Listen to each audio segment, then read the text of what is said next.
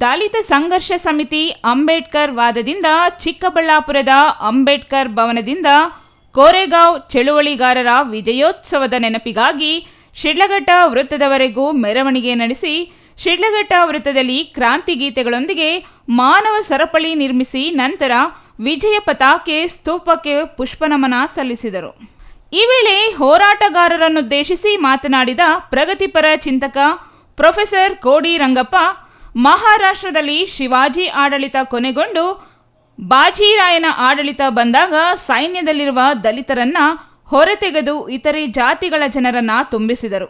ದಲಿತರು ಅಸ್ಪೃಶ್ಯರು, ಅವರು ನಡೆದು ಹೋದರೆ ಮುಂದೆ ಬಟ್ಟಲು ತಟ್ಟೆ ಹಿಂದೆ ಪೊರಕೆ ಕಟ್ಟಿಕೊಂಡು ಓಡಾಡಬೇಕು ಅನ್ನೋ ಅನಿಷ್ಟ ಪದ್ಧತಿಯನ್ನ ಜಾರಿಗೆ ತಂದಿದ್ದರು ಎಂದರು. ಪೇಶ್ವೆ ವಿರುದ್ಧ ತಿರುಗಿ ಬಿದ್ದ ಕೋರೆಗಾಂವ್ ರೆಜಿಮೆಂಟ್ಸ್ ಕೆಲವೇ ಜನರಿದ್ದರು. ಸಾವಿರಾರು ಸಂಖ್ಯೆಯಲ್ಲಿದ್ದ ಸೈನಿಕರನ್ನ ಹೊಡೆದೋಡಿಸಿದರು. ಆ ದಿನ ಡಿಸೆಂಬರ್ 31 ಆಗಿತ್ತು. ಮರುದಿನವೇ ಜನವರಿ ಬರುತ್ತೆ. ಅದಕ್ಕೆ ಹೊಸ ವರ್ಷ ಆಚರಣೆ ಬದಲಿಗೆ ಕೋರೆಗಾಂವ್ ವಿಜಯೋತ್ಸವ ಆಚರಿಸಲಾಗುತ್ತಿದೆ ಎಂದರು.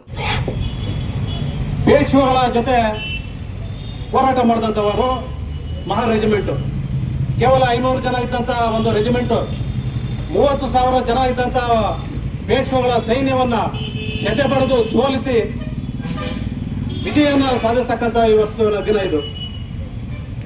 ಇದು ನಮಗೆ ಸ್ಫೂರ್ತಿ.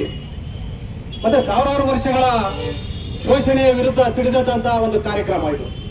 ಆ ಕಾರ್ಯಕ್ರಮವನ್ನ ಇವತ್ತು ನಾವು ಇಡೀ ಚಿಕ್ಕಬಳ್ಳಾಪುರ ಅಲ್ಲ, ಇಡೀ ದೇಶಾದ್ಯಂತ ಇವತ್ತು ಈ ಕಾರ್ಯಕ್ರಮವನ್ನ ಆಚರಣೆ ಮಾಡ್ತಾ ಇದೆ.